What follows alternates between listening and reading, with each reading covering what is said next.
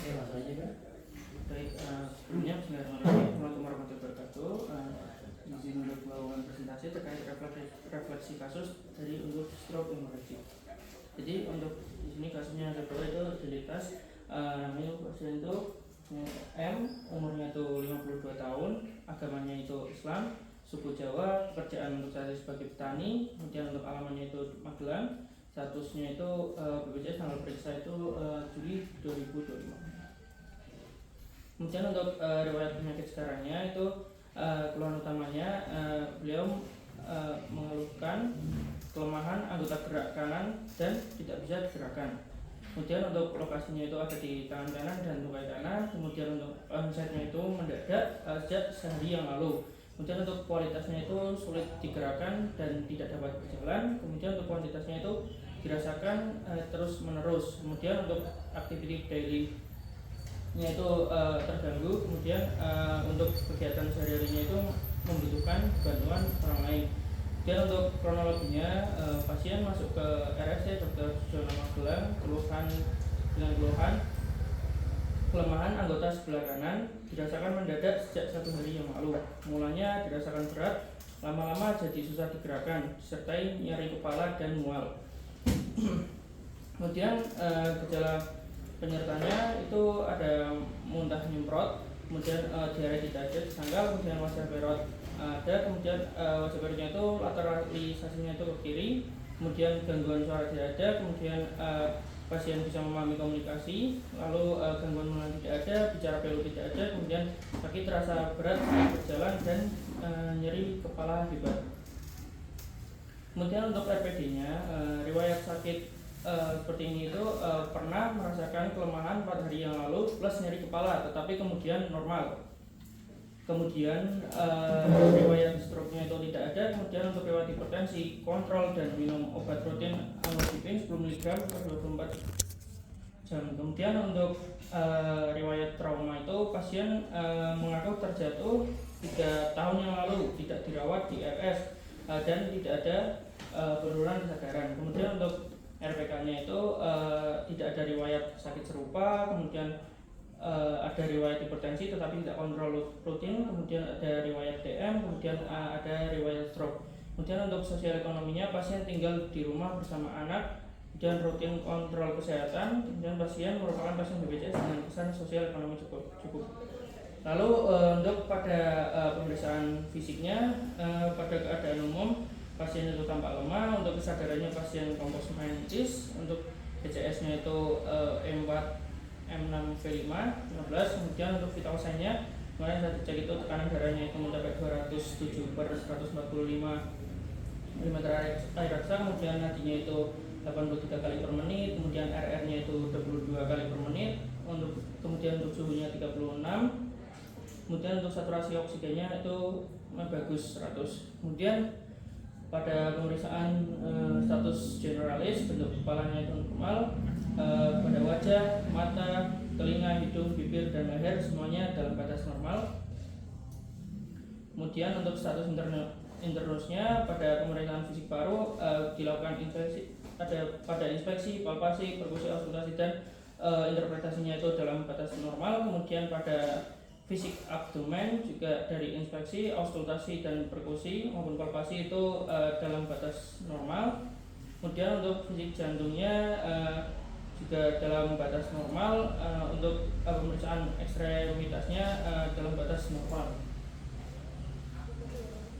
Kemudian untuk status neurologi di kesadaran kompos mentis, GCS-nya itu M4 M6 kelima. Kemudian untuk mata, pupil isokor, kemudian refleks cahaya juga positif, reflektornya juga positif. Untuk pemeriksaan pada nervus cranialis sendiri, pada nervus 1, nervus olfaktorius itu daya penghidupnya itu normal. Kemudian untuk nervus optikusnya juga normal. Untuk nervus oculomotorius itu untuk gerakan matanya itu juga dalam batas normal. Kemudian untuk troklearis juga dalam batas normal. Kemudian untuk nervus 6 abdusen dalam batas normal. Kemudian nervus 5 itu trigeminus juga dalam batas normal.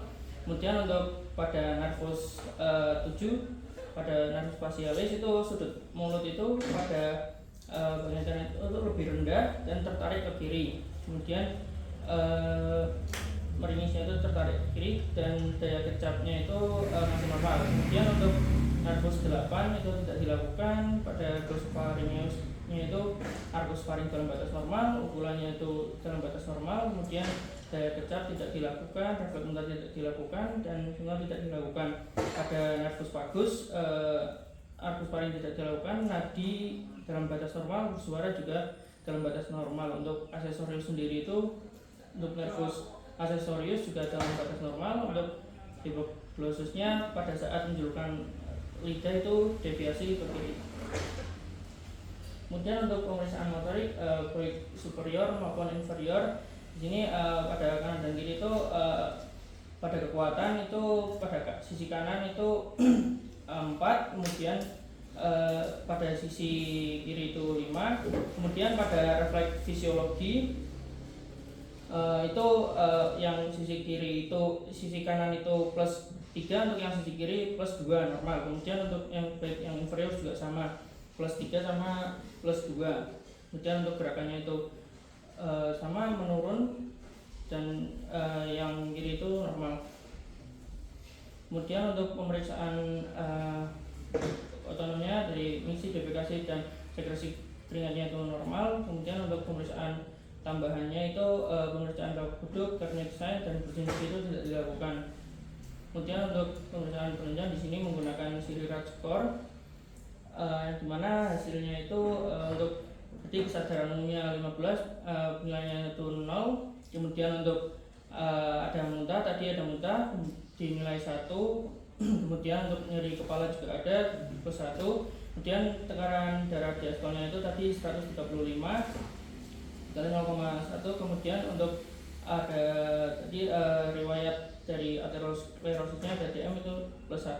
Kemudian dijumlah dan hasilnya itu lebih dari 1, hasilnya itu plus 2, totalnya itu termasuk dari stroke hemorrhage. Nah, untuk pada pemeriksaan darah rutin sendiri itu semuanya baik dalam batas normal. Kemudian pemeriksaan penunjang elektrolit itu ditemukan adanya natriumnya itu agak tinggi, terjadi hipernatremia. Kemudian pada pemeriksaan kolesterol itu didapatkan interpretasi dislipidemi, karena di sini mungkin ada kolesterolnya tinggi, kemudian HDL-nya itu rendah, kemudian LDL-nya itu meningkat. Kemudian pada pemeriksaan CT scan brain imaging itu terdapat lesi hiperdens vokal substansi putih hemisfer, mohon maaf ini pada sisi sinistranya dengan batas tegas pada lobus parietal atau lobus temporal kiri. Kemudian diferensiasi substansia alba dan substansia grisea itu tampak normal. Kemudian untuk surcus corticalis dan untuk visura cervi itu tampak melebar, ventricle lateral kanan melebar. Kemudian ventricle lateral kiri itu normal. Untuk ventricle 3 dan 4 tampak normal. Kemudian cisterna tampak melebar, tampak midline shifting ke kiri, pons dan cerebellum baik. Dan dari kesan pada pemeriksaan CT scan ini tanpa kontras ini, gambaran perdarahan pada substansia putih hemisfer sinistra dengan batas tegas pada lobus parietal atau lobus temporal kiri. Kemudian tampak aging atrofi cerebri. Kemudian untuk diagnosisnya, pada untuk diagnosis klinis sendiri itu hemiparesis dextra UMN, kemudian paresis atau kelemahan nervus 7, terus nervus 12 dextra, kemudian ada juga sebagai atau minimal. Kemudian untuk topisnya itu pada hemisfer cerebri sinistra. Kemudian untuk etiologisnya stroke, diagnosis etiologisnya stroke hemorrhagic cerebri sinistra. Kemudian untuk diagnosis kunjungan atau diagnosis bandingnya itu tadi dislipidemi karena sempat pada profil lipidnya. Kemudian hipertensi emergensi karena tadi sempat untuk tekanan darahnya itu tinggi melebihi 180. Kemudian tadi juga natriumnya ditemukan tinggi, hipernatremia. Kemudian untuk farmako di sini ada mannitol 0,25 sampai 0,50 gram per kbpp selama 20 menit. Kemudian ada PO amlodipin 10 mg, kemudian PO candesartan 16 mg, kemudian untuk ada PO esperison 50 mg, kemudian ada injeksi paracetam 3 gram per 8 jam, kemudian simvastatin 20 mg per 24 jam. Dan untuk obat-obat di sini sendiri itu untuk mannitol sendiri untuk menurunkan tekanan, mengatasi tekanan intrakranialnya akibat tadi pendarahan intracerebralnya. Kemudian untuk amlodipin sendiri itu untuk kontrol dari tekanan darah, kemungkinan kalau nggak salah itu tekanan darah untuk jangka panjang. Kemudian yang candesartan ini juga kalau nggak salah itu obat golongan ARB, ini kombinasi untuk terapi antihipertensi dengan proteksi di vaskular. Kemudian untuk esperison sendiri, untuk esperison itu biasanya untuk mengatur dari refleksnya supaya tidak mengatasi kekakuan yang terjadi pada atau kelemahan yang terjadi pada gejalanya. Kemudian untuk piracetam sendiri untuk neuroprotektor, untuk menunjang fungsi otak. Kemudian untuk simvastatin sendiri tadi untuk mengatasi dari dislipideminya. Lalu untuk edukasinya itu menjelaskan perkembangan penyakit pasien kepada pasien dan keluarga, kemudian untuk minum obat dan kontrol teratur, kemudian modifikasi gaya hidup dengan cara diet rendah garam, diet rendah lemak, rajin olahraga, dan tidak merokok. Kemudian untuk prognosisnya namanya DBA-6 dan untuk penjualan pustaka. Untuk stroke sendiri itu adalah kumpulan gejala defisit neurologis akibat gangguan fungsi otak akut baik vokal maupun global yang onsetnya itu terjadi secara mendadak. Hal ini itu disebabkan oleh berkurangnya atau hilangnya aliran darah pada parenkim otak, retina atau medula spinalis yang dapat disebabkan oleh penyumbatan atau pecahnya pembuluh darah, arteri maupun vena yang dibuktikan dengan pemeriksaan imaging atau patologi. Nah, untuk faktor resiko pada stroke sendiri itu ada dua, yang dimana bisa dimodifikasi maupun tidak dimodifikasi. Nah, untuk yang tidak bisa dimodifikasi sendiri itu ada usia, kemudian ada jenis kelamin, kemudian ras, kemudian juga pernah menderita stroke atau riwayat dari keturunan, kemudian juga ada genetik. Lalu untuk yang dapat dikendalikan sendiri itu ada, contohnya itu ada hipertensi, kemudian DM, kemudian ada dislipidemi. Kemungkinan hal ini tuh ngajunya pada gaya hidup, untuk mengatasi obesitas lah, hindari merokok, stres, kemudian hindari alkohol dan pola hidup tidak sehat.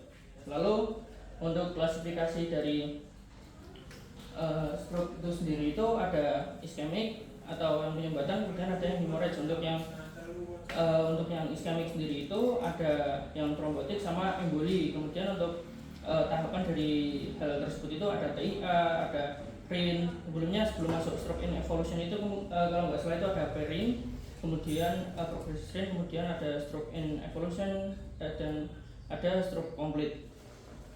kemudian untuk bagian pada otak diri itu di mana letak dari vaskularnya ketika terjadi kelemahan pada bagian tubuh. Misal ada pada bagian kaki itu biasanya mengarah pada anterior cerebral artery. Kemudian ketika masuk ke middle itu biasanya itu sudah masuk pada bagian tangan dan wajah, kemudian lidah itu juga sudah masuk ke middle cerebral artery. Nah, untuk anatominya tadi ada di bagian filmnya. Kemudian untuk patogenesis sendiri itu, jadi untuk yang dari hemorrhagic stroke sendiri itu kan bisa dilihat dari, dan itu penyebab awalnya itu rata primernya itu ada amyloid angiopati, ada hipertensi, dan ada beberapa penyebab faktor risiko yang tidak diketahui penyebabnya. Untuk amyloid angiopati sendiri itu penumpukan amiloid di pembuluh darah.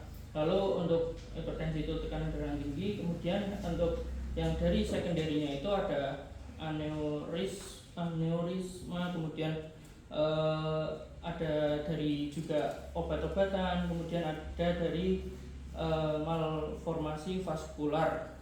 Kemudian dari hal tersebut nantinya itu terjadi pecahnya pembuluh darah, yang dimana nantinya itu akan terjadi akumulasi darah sehingga gumpalan darah terbentuk atau menjadi hematom. Nah, nantinya hal tersebut itu lanjut ke menjadi dampak dari fisiologis utamanya itu dari menurunnya perfusi jaringan otak, kemudian juga terjadinya penurunan oksigen.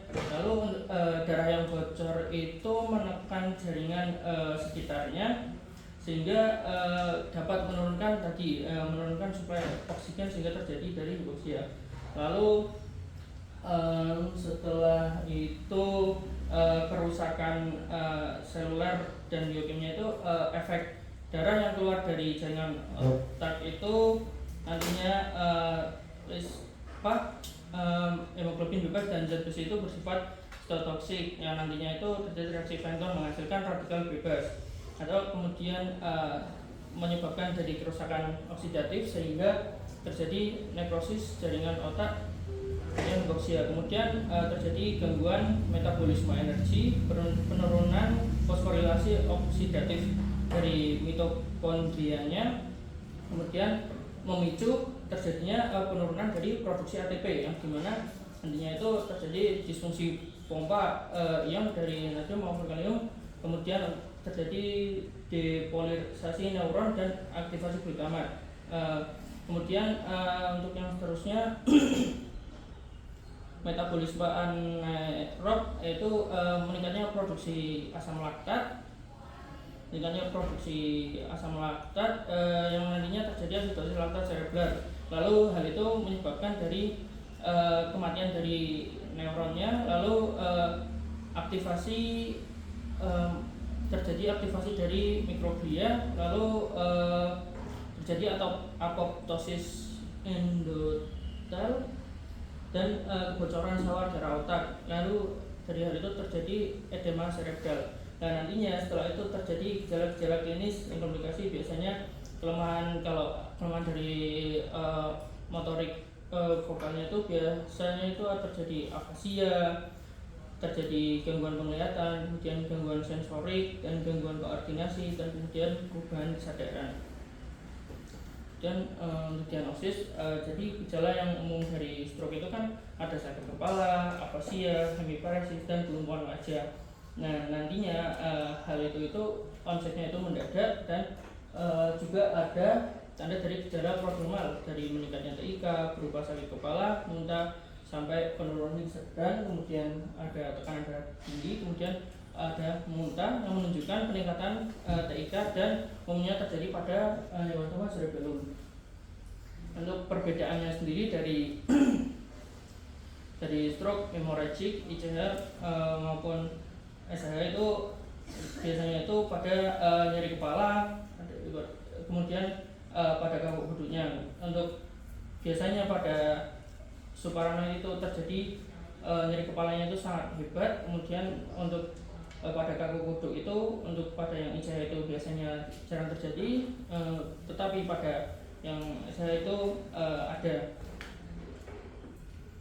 Kemudian terusnya koma itu terjadi pada keterlibatan sistem aktivasi retikuler batang otak. Kemudian bisa terjadi tadi ada kejang, afasia, dan hemanopia terlihat pada perdarahan obar. Lalu untuk defisit sensori motor kontralateral merupakan gambaran perdarahan ganglia basalis dan thalamus. Lalu hilangnya semua modalitas sensori, kemudian disfungsi saraf kranial dengan kelemahan kontralateral menunjukkan adanya hematom pada batang otak. Biasanya hematom kontin itu menyebabkan koma dan quadriparesis, atau terjadi kelemahan pada seluruh ekstremitas atau seluruh sisi tubuh. Kemudian untuk perdarahan cerebral menghasilkan gejala peningkatan TIK seperti letargi, muntah, bradikardi. Lalu untuk deteriorasi neurologis progresif menunjukkan pembesaran hematom atau peningkatan edem.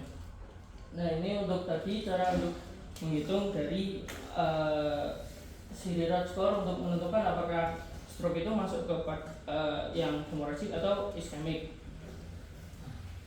Lalu ini barometernya tadi sama.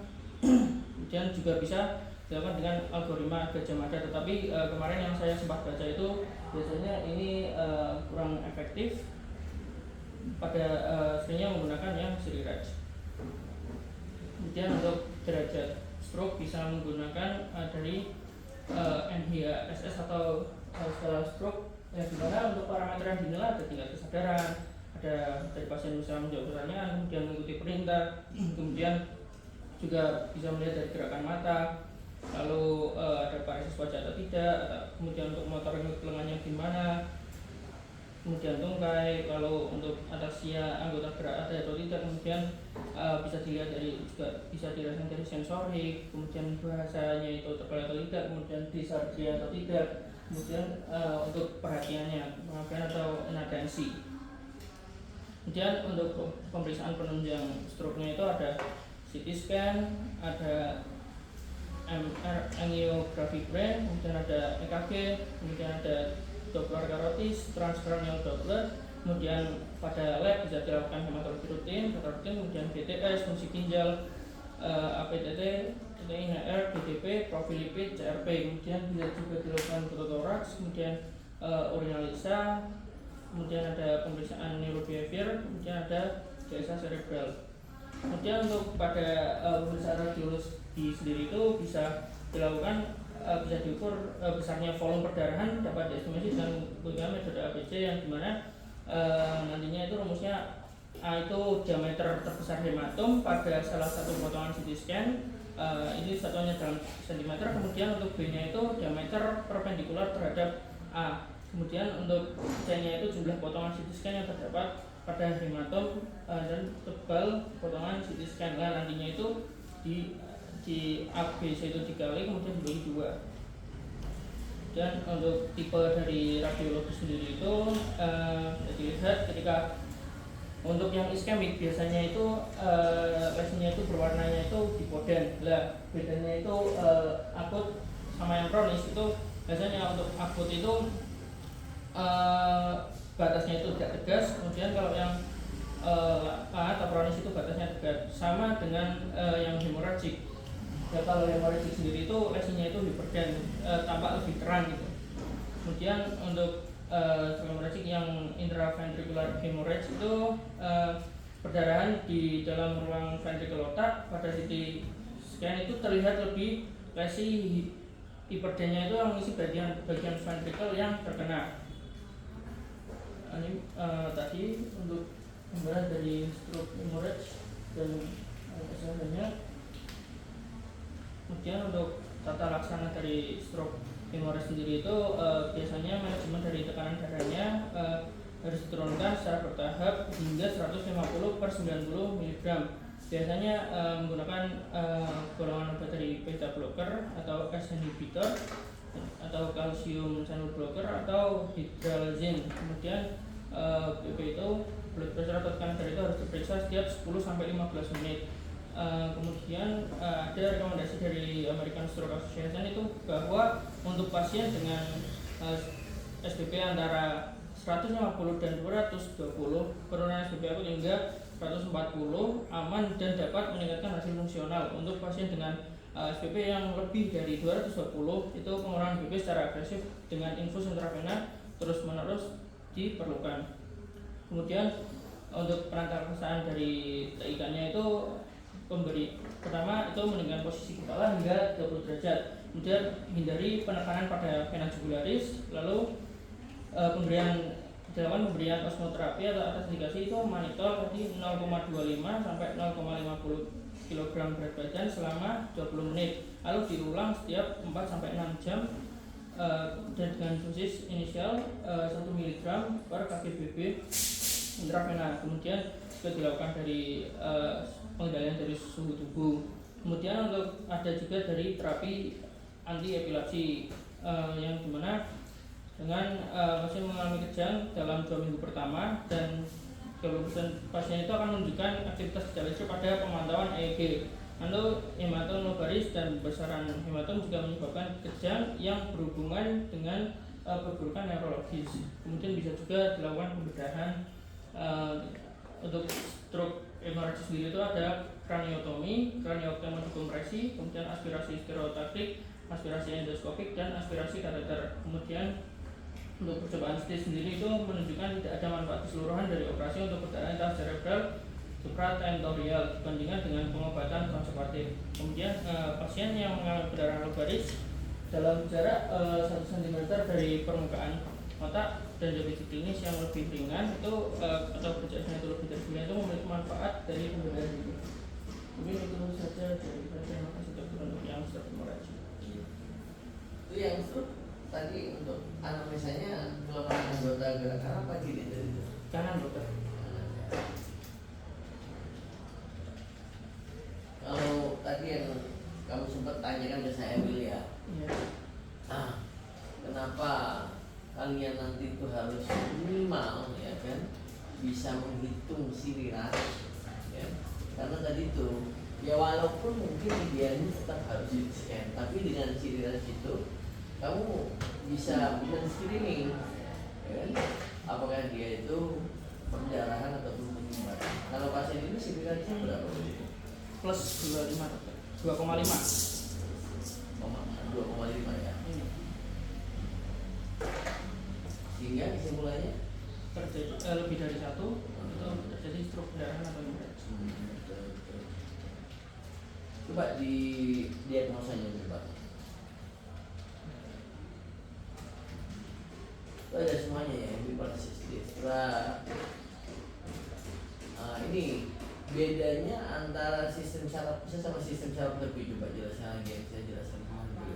Untuk sistem UMN sama LMN sendiri ya dok. Iya. Pertama dari batasnya itu kan untuk kesarafan itu dimulai dari korteks cerebri sampai pons yang dimana nantinya itu hanya itu tergantung dari itu di ekstremitas atau di otaknya dokter. Nah kalau sampai di otaknya itu di bagian dari itu biasanya terjadi di atau bilbas itu biasanya terjadi di N-nya itu dokter di ponsnya itu. Kemudian untuk kalau sampai yang ekstremitas itu biasanya sampai dari anterior greyhorn itu sampai neuromuscular junction.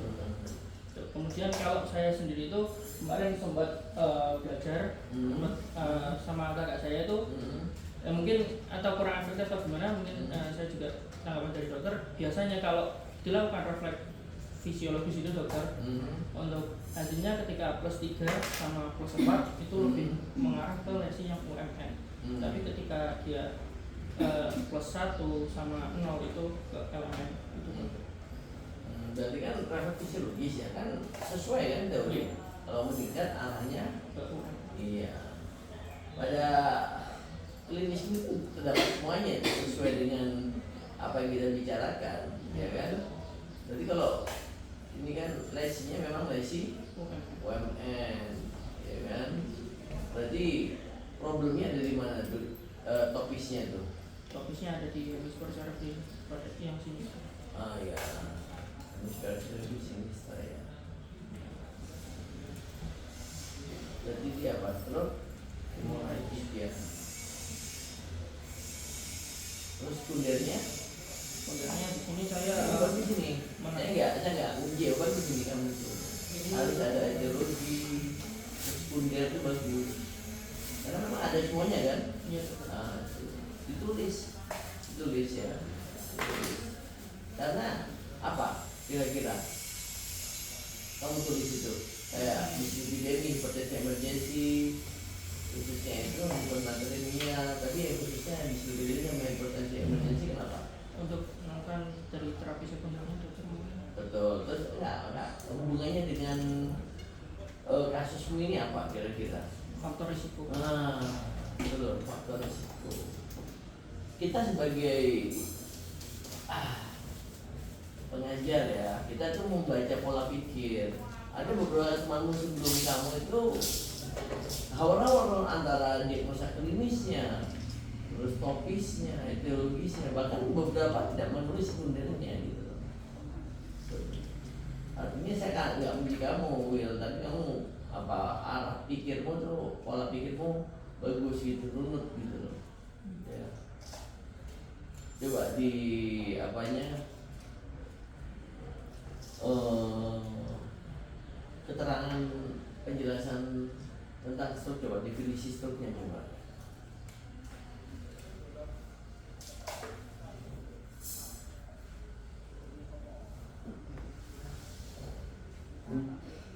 Berkurang atau hilangnya aliran darah ya. Ini secara umum ya di Indonesia juga bisa terjadi stroke ya.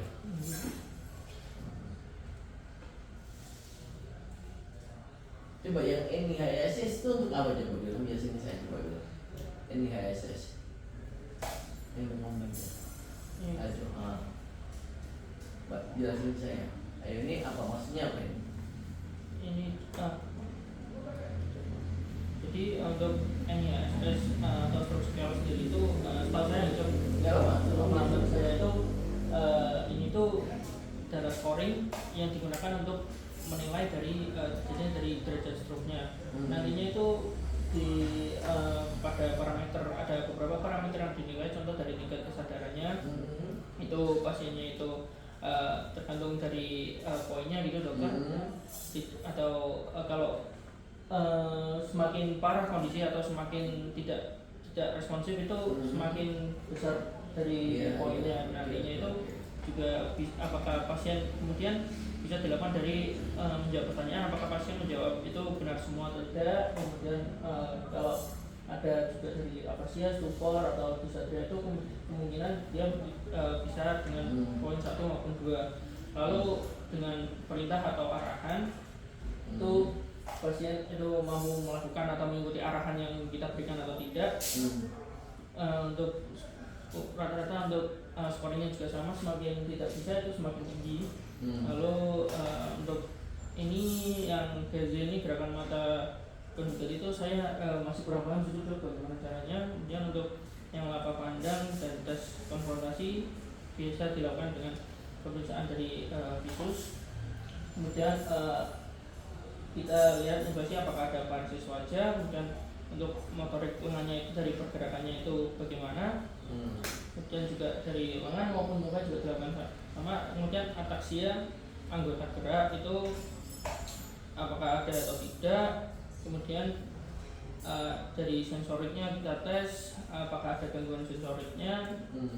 Juga ini untuk 9 dan 10 itu gangguan berbahasa. Kemudian untuk pasien itu apakah bisa tinggal, kemudian apakah ada bahasa berbahasa. Kemudian yang sebelah itu perhatian atau konsentrasi dari pasiennya itu dokter. Nah nantinya dari skor-skor yang kita dapat pada skala ini tidak jumlah. Kalau hasilnya itu kurang dari 5 itu maksudnya itu stroke ringan. Kemudian untuk 6 sampai 14 itu sedang, 15 sampai 24 itu berat, dan untuk lebih dari 25 itu sangat berat itu dokter. Berarti tujuannya untuk menilai tingkat keparahan ya? Iya. Coba nanti kamu baca lagi ya, kamu lebih detail lagi. Coba kamu jelaskan saya ya tentang NIHSS ya. Nanti biasanya before and after ya.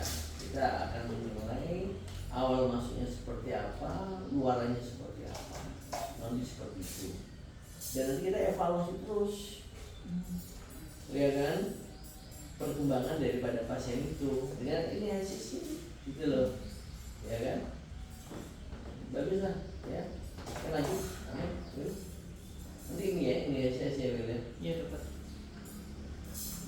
Itu before and after gitu loh. Ini yang ZS dulu ya. Ya nggak apa-apa.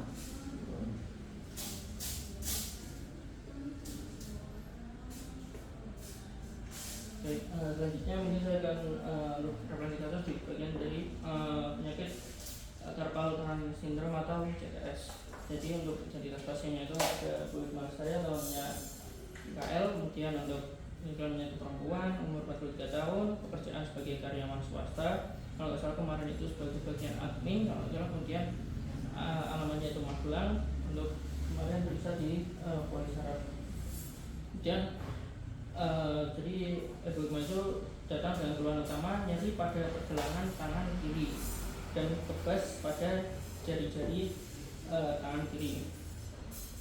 Nah, untuk keluhan utama sendiri itu nyeri pada pergelangan tangan kiri dan kebas pada jari-jari tangan kiri. Untuk RPS-nya itu lokasinya itu tangan kiri, onsetnya itu 3 bulan yang lalu, dan untuk kualitasnya itu nyeri pada pergelangan tangan kiri yang tidak menjalar disertai kesemutan. Kemudian kesemutan terutama dirasakan pada sisi dalam jari tengah, telunjuk, dan ibu jari. Kemudian pasien mengaku awalnya kesemutan biasa tapi lama-kelamaan menjadi kebas. Lalu untuk kesemutan itu bersifatnya itu hilang timbul. Dengan keluhan tersebut itu cukup mengganggu aktivitas pasien namun masih tetap digunakan untuk bekerja. Kemudian ada faktor yang memperberat dan memperingan, itu nyeri dan kesemutan dirasakan terutama pada malam hari dan berkurang bila dikebaskan. Kemudian gejala penyertanya itu demam itu tidak ada. Kemudian riwayat kelemahan anggota gerak badan. Kemudian untuk kronologinya, jadi pasien datang ke poli saraf RSUD Sujono Magelang dengan keluhan nyeri pada pergelangan tangan kiri disertai kesemutan pada jari-jari tangan kiri. Keluhan dirasakan sejak kurang lebih 3 bulan yang lalu. Lalu kesemutan terutama pada ibu jari, jari telunjuk, dan jari tengah, dan jari manis. Ada 4 jari berarti. Kemudian pada tangan kiri, lalu disertai nyeri pergelangan tangan kanan dan kiri yang tidak menjalar. Keluhan tersebut bersifat hilang timbul. Keluhan memberat terutama saat malam hari dan berkurang jika tangannya itu dibas-baskan angin. Dan kemudian keluhan ini cukup mengganggu aktivitas terutama untuk menghindari sepeda motor. Kemudian oleh pasien tangan yang sakit itu masih tetap digunakan untuk bekerja. Pasien kan bekerja sebagai karyawan swasta, sebagai di bagian administrasi yang mengetik dokumen selama dia itu sudah bekerja 6 tahun yang lalu. Kemudian pasien juga mempunyai kebiasaan mencuci dan memeras pakaian dengan tangan di rumah. Kemudian riwayatnya bengkak dan panas di pergelangan tangan disangkal, demam disangkal, riwayat trauma dan jatuh yang bertumbuh pada jatuh kemudian ditumbuh pakai tangan itu disangkal. Kemudian riwayat tidur bertumbuh tangan juga disangkal, dan riwayat kelemahan anggota gerak juga disangkal. Untuk RPD-nya itu hipertensi, jadi tidak ada hipertensi, diabetes juga tidak ada. Kemudian riwayat trauma juga disangkal, juga tidak pernah terjadi epilepsi. Kemudian untuk di keluarga itu tidak ada keluhan serupa. Kemudian hipertensi dan diabetesnya itu juga disangkal. Untuk sosial ekonominya, pasien bekerja sebagai karyawan swasta menggunakan BPJS, kesehatan sosial ekonomi cukup. Untuk pemeriksaan fisik sendiri itu pasien tampak sakit sedang, NRS-nya itu 5. Kemudian untuk kesadaran itu kelompok mentis, untuk vital sign-nya itu detiknya itu 130/88. Kemudian nadinya itu 86 kali per menit. Kemudian untuk RR-nya itu 20 kali per menit. Kemudian untuk suhunya itu 36 derajat, BB-nya 55, DB-nya 166 mm. Untuk BMI-nya itu nomor WIC atau ideal. Kemudian untuk pemeriksaan fisiknya itu pada kepala, mata, hidung, telinga, mulut, dan lehernya itu semuanya dalam batas normal. Kemudian untuk paru-paru dan jantung itu juga dalam batas normal. Kemudian untuk abdomen dan ekstremitas juga semuanya dalam batas normal. Untuk status neurologisnya itu tadi kompos mentis, BCS-nya itu 465. Kemudian untuk matanya itu pupil bulat disokor, diameter 2 mm kanan dan kiri, refleks cahayanya itu positif semua, bagus. Kemudian untuk status neurologis sendiri, untuk nervus 1 dalam batas normal, untuk nervus 2 itu untuk daya penglihatan itu dalam batas normal, lapang pandangnya dan fundus okulit tidak dilakukan. Untuk 3, 4, 6 itu dalam batas normal, pergerakan bola matanya. Kemudian untuk trigeminus juga sensibilitas muka semuanya positif. Kemudian untuk nervus 7 facialis itu juga semuanya dalam batas normal. Untuk yang pengencapan berpertiga anterolida itu tidak dilakukan.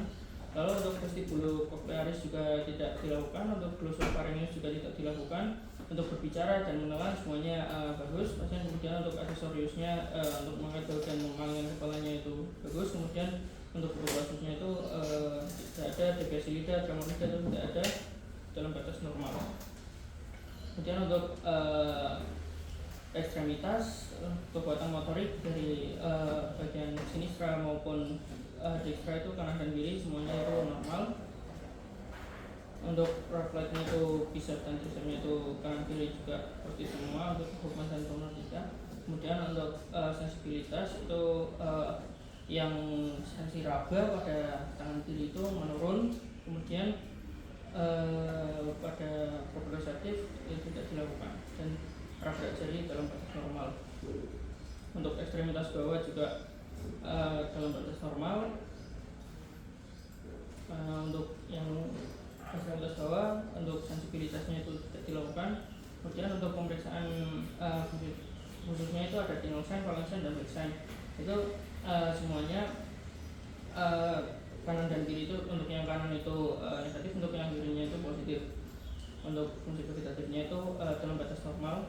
Kemudian diagnosis klinis itu hipoestesia palmar, sinistra, kemudian ada hipoestesi di titik 1, 2, 3, dan 4. Kemudian untuk topisnya itu nervus medianus yang sinistra. Untuk etiologinya itu, diagnosis etiologinya itu ada JS atau carpal tunnel syndrome sinistra. Dan untuk terapinya di sini ada esperison. Itu esperison tab 50. Itu biasanya digunakan untuk membantu mengurangi ketegangan otot di pergelangan tangan.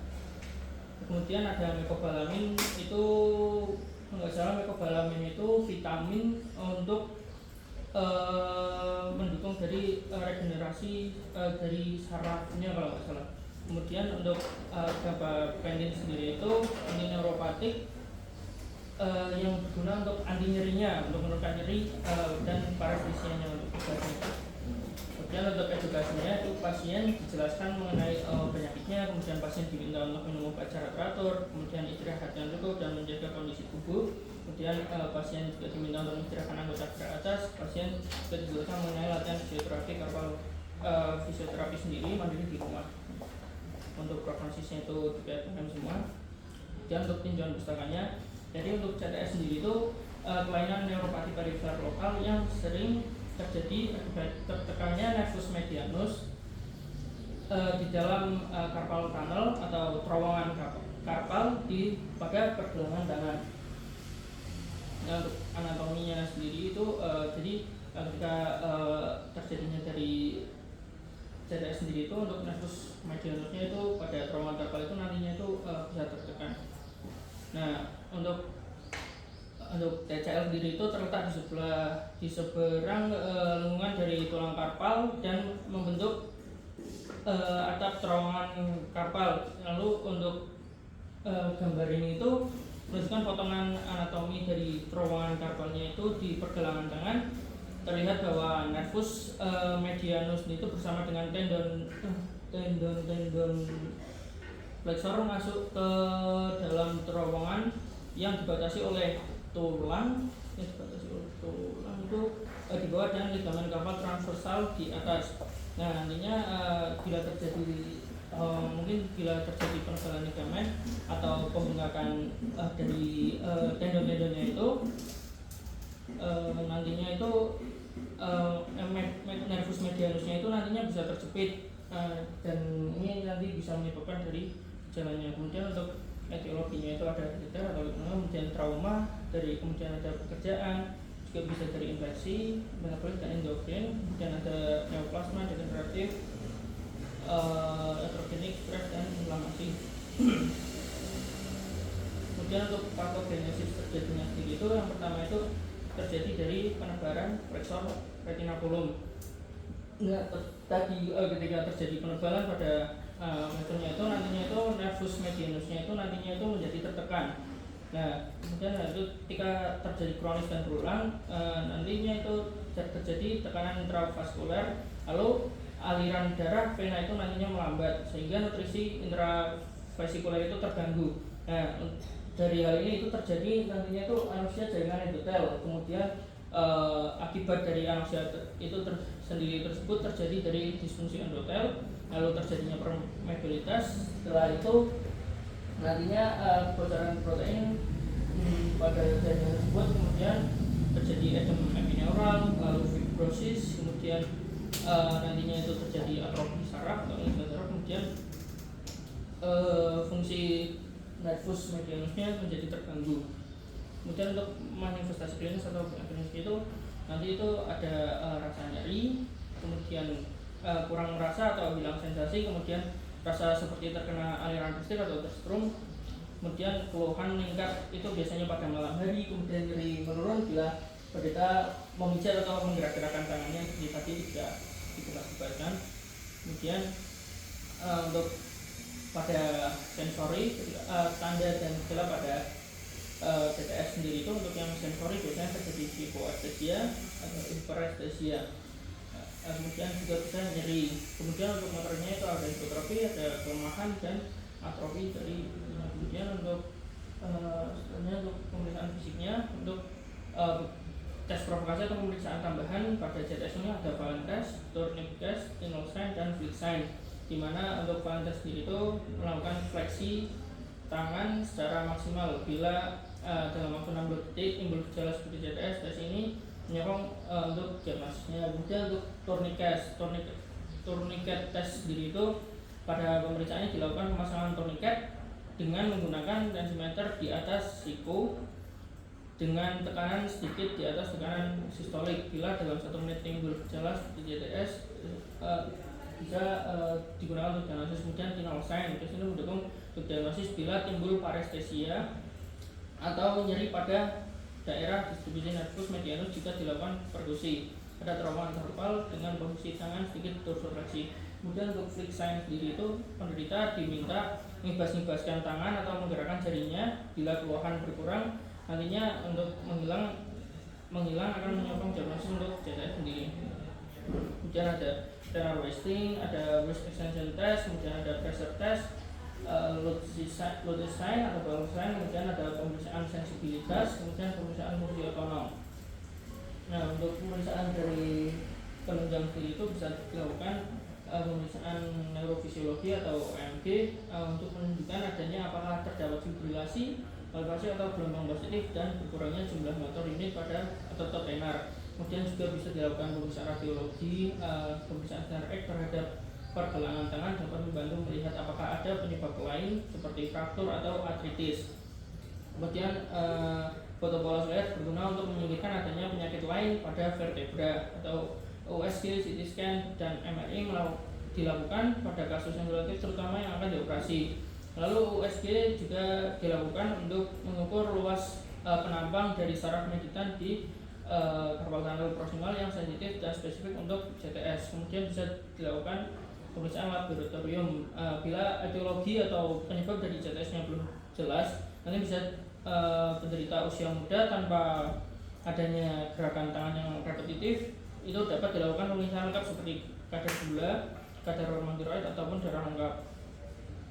Dan untuk penata laksanaan dari terapi konservatif sendiri itu bisa dilakukan dengan istirahat tangan, kemudian obat antiinflamasi non steroid, kemudian pemasangan bidai pada posisi netral pergelangan tangan. Nah, nantinya itu bisa dilakukan injeksi steroid, dexamethasone atau hidrokortison atau methylprednisolone diinjeksikan ke dalam terowongan karpal dengan menggunakan jarum nomor 23 atau 25 pada lokasi 1 cm ke arah proksimal lipat pergelangan tangan di sebelah medial tendon musculus palmaris longus. Lalu bisa dilakukan diberikan vitamin B6 atau quercetin karena salah satu penyebab dari CTS sendiri itu defisiensi pyridoxine sehingga dianjurkan memberikan pyridoxine 100-300 mg per hari selama 3 bulan. Kemudian bisa dilakukan fisioterapi.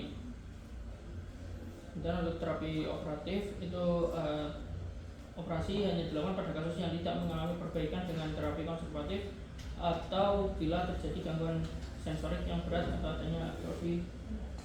Mungkin itu saja dokter. Ya, oke, terima kasih ya. Tadi patofisiologi dari CTS bagaimana tadi sama lu? Ini dokter. Ya.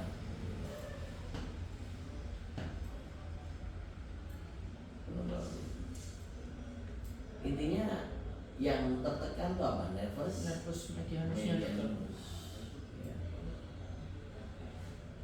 Di antara etiologinya tadi apa aja coba? Nah, yang paling sering yang mana itu? biasanya yang paling sering itu dari trauma pekerjaan dokter. Di antara trauma kan pekerjaan yang paling sering. Apa namanya istilahnya itu? Pain-nya itu apa namanya? Pain. Yang berulang-ulang itu apa istilahnya? Yang berulang-ulang. Repetitif. Repetitif itu kan berulang-ulang. Oh lihat tuh, di antaranya pekerjaan kayak nyuci, ya kan? Terus sepeda motor dan itu kan. Kadang kan kebas sambil coba apa kamu lihat pemeriksaannya tuh, ya kan? Ada yang dikebas-kebaskan baru bilang kan apa namanya? Apa ada istilahnya? Pemeriksaannya tadi kan? Bukan pemeriksaan. Itu tadi flag bukan ini flag sign, ya kan? Kenapa dengan tourniquet itu, dengan pemeriksaan tourniquet itu bisa ini mengetahui kalau dia CTS apa? Paham nggak tadi itu? Untuk yang dari tourniquet. Iya. Buat yang ini belum. Ya masa? Ya ada aja. Secara ini aja, nalar aja. Yang pemasangan tourniquet dengan menggunakan termometer di atas siku. Iya, oke. Kenapa kok tiba-tiba bisa positif gitu kan? Maksudnya kan? Mungkin karena kan berarti kan otomatis dikasih tekanan gitu. Iya betul, tekanan terus habis itu. Mungkin dikasih tekanan. Terus apa?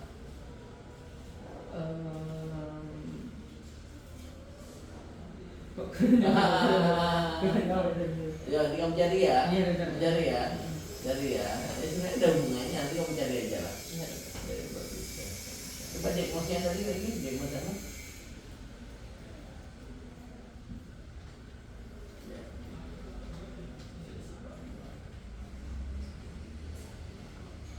Gak ada ini, diagnosa sekundernya gak ada ya? Ada diagnosa sekundernya mungkin ada. Gak kamu di sini? Enggak saya cantumkan. Nah, soalnya kemarin sebut apa ya diagnosis bandingnya gitu dokter. Sebanding.